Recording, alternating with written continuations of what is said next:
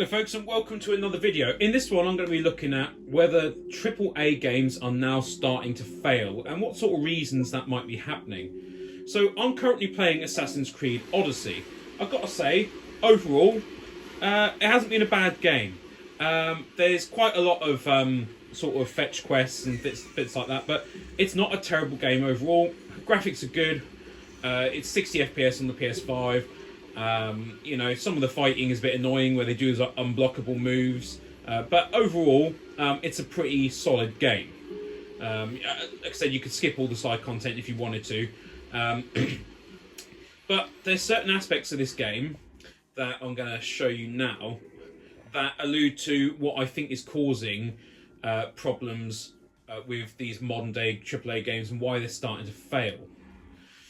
So you have things like season passes. £33 for the season pass. That's too much money. I'm sorry, but the additional content afforded by that is just not worth it.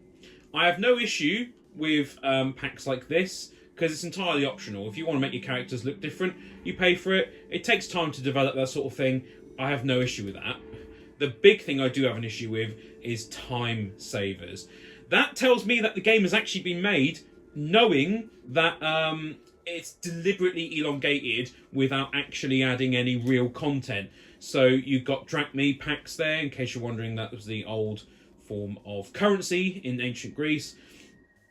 Materials packs, permanent EXP boosts, show everything on the map straight away so you don't have to look for it.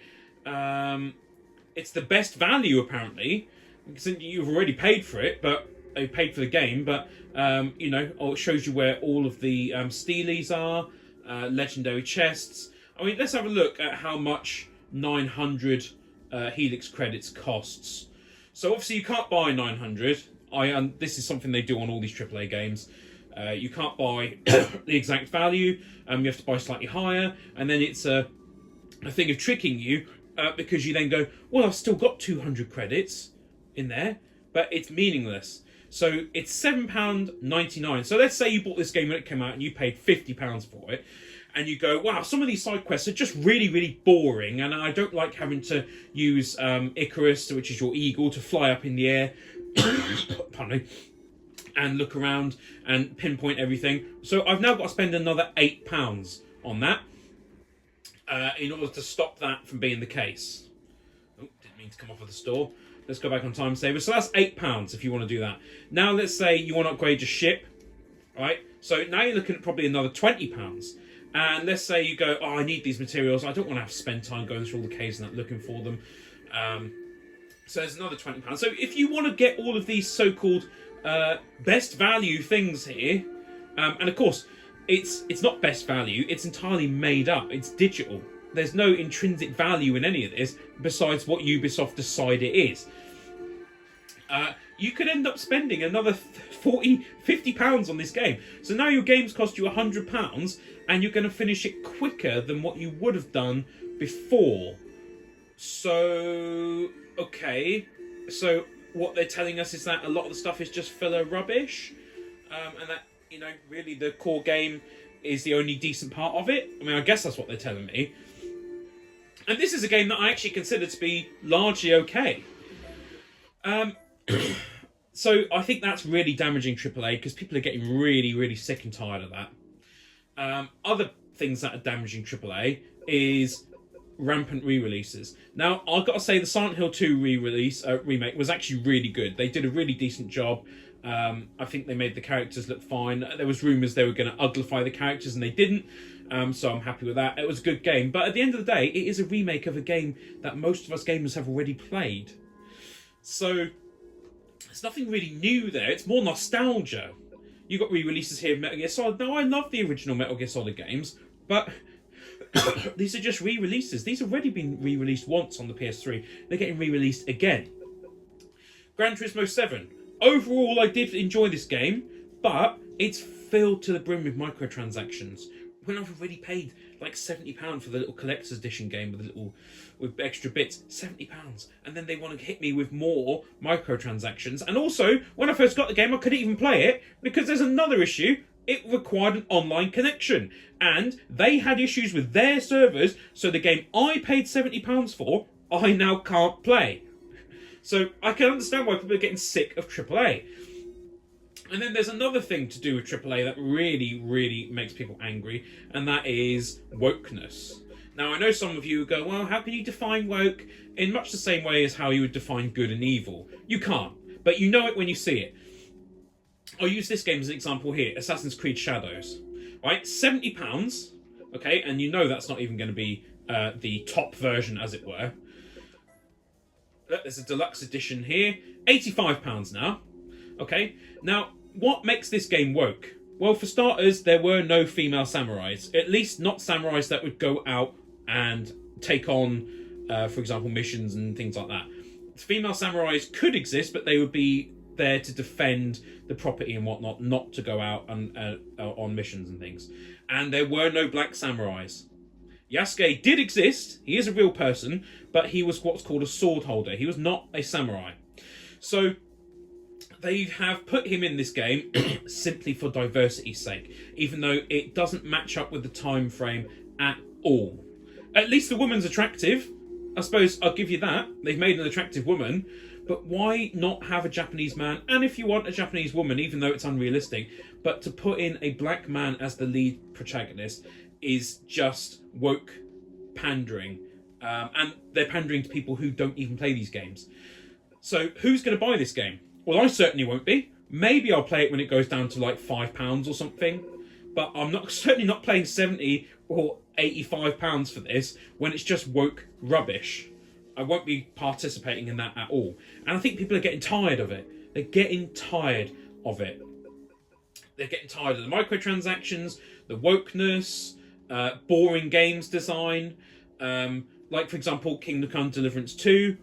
They've suddenly decided they're going to put lots of diversity in there, and homosexual relationships and bisexual relationships. Not because that really existed in the time. It might have existed, but only to a tiny amount. And those people would have been killed for that back then. But because they think it will benefit them come awards season.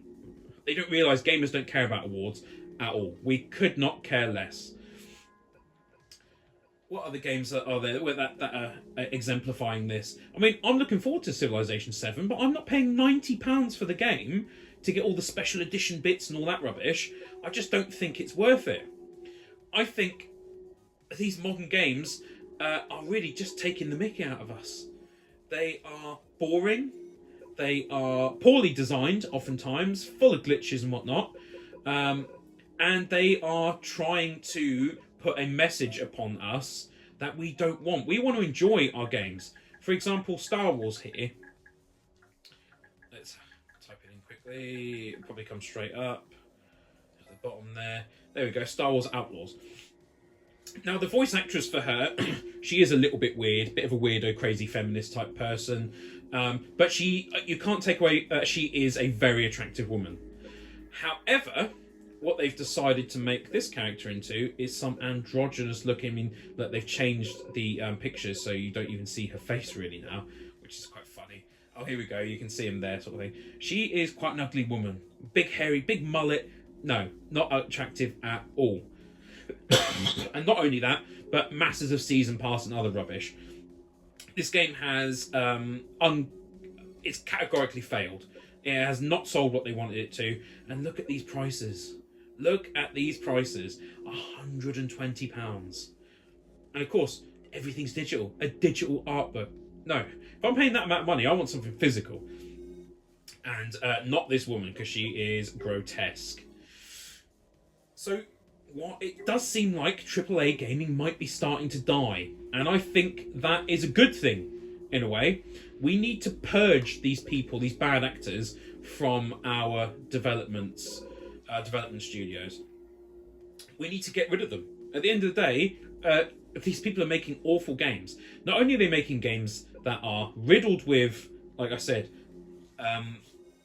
microtransactions, or in the case of Assassin's Creed, not so micro, political messaging, they're uglifying the female characters, forced diversity. If you're making a game like, say, The Witcher, and it's set in a fantasy world and you want to have diversity in there, crack on. I've got no issue with that, because it's your world, you've made it, so have in what you want.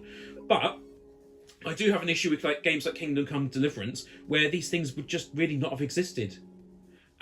Diversity, but they're putting it in there anyway. But you're trying to make a realistic simulation of medieval life, but you're putting in things that aren't realistic. So if you're making that kind of game, you really shouldn't be doing it. And for example, the first Final Fantasy VII, the remake, sold really, really well. This one hasn't sold so well, and that's because people are getting bored of remakes now. And money grabbing because they've decided to release it in 3 parts, many years apart, which means the excitement from the first game has died down at that point. Although I've got to say, Final Fantasy 16 was actually very good, kind of a return to form really there. But you see, I've got a lot of smaller games on here that are actually just more interesting to play than a lot of the bigger games, or I end up just playing the older games again. And then it begs the question, why are we spending all this money on consoles just to play these older games on there? It just doesn't seem... It seems like, why am I even doing that? I don't even know why. That seems like a bit of a waste of time, really. And the other issue, I think that's the final issue that I believe is killing AAA gaming, is the fact that the releases just aren't taking advantage of the PS5. For example, right now I'm playing Assassin's Creed Odyssey. That's a PS4 game, and it's a few years old as well. I'm not feeling that the PS5 games are really taking advantage or even that good, so I'm playing older games. Now, if I'm going to play older games like Assassin's Creed Odyssey, why did I buy a PS5? I might as well just play those games on PC. Get a really powerful PC, and then the other thing with PC is if you've got some sort of woke rubbish put into your game, people can make the mods, and you can take that rubbish out of it and make the game how it should be. Like they're talking about re-releasing Resident Evil 6, so that's come out on PS3, then it'll be on PS4, then now it'll come out on PS5. That's 3 times that game's come out, and you've got to pay for it each time. Now, I know it's the same in the movie world because you buy Blu-rays and stuff, but there's generally a bit of a bigger jump in time between those. For example, DVD came out, in the late 90s, sort of before it got mass adoption. And then Blu-rays started coming out 2006, 2007, where they were getting higher levels of adoption. But you're talking a good number of years between. But some of these games, there's only maybe 1 or 2 years before they re-release it again, and you've got to pay again. And I think people are getting sick of that. We want things that are going to take full advantage of our modern systems. We want things that are interesting and not full of diversions designed to just keep us in the game for as long as possible without adding anything to the story. We don't want wokeness. We don't want political messaging in our games, unless it's something like Grand Theft Auto where they attack everyone. Okay, if you're attacking people like me, nasty right-wing males, right, and you're also attacking the lefties, and you're attacking the gays and the straight people, and you're just attacking everyone, it's all done in good humour then, and it's fun because everyone's getting a little bit chipped away at. But these modern games where basically the white man is the bad guy, and here's a newsflash, we are the ones who play and buy these games. White men are the ones who do this as the majority, because we like our hobbies. You know, other people, their hobby seems to be, I don't know, marching in the streets, painting their hair blue, just, being weird. We just want to enjoy our hobbies and leave us alone. But these weird people can't do it, because the reality is they are boring. And their only thing that makes them slightly unique is their gender or their sexual orientation or their race. And we don't want that in our games.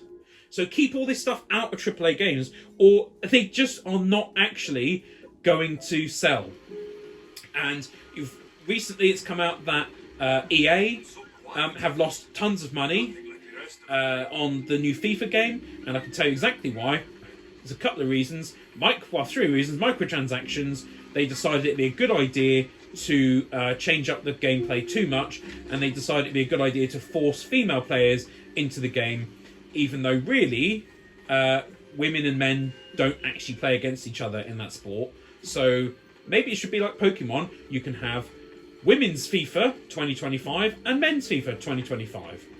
And leave it at that. Women can play the women's one, men can play the men's one, and vice versa, and leave it at that. Don't try to force it on us as though women are equally skilled in sport as men, because they are not. Men are bigger, stronger, and faster. And trying to override biology is actually damaging to everyone. because it involves then men getting into women's sports and absolutely dominating, making it a case where women then don't want to compete because they know they can't compete with men. These things are damaging, and that along with Dragon Age selling poorly has really harmed EA's bottom line, and to the point where it's actually affecting their stock price. So the answer really is simple, and I'll sum it up really quickly now. This is the simple answer to make your games sell well and to please the people who actually give you money.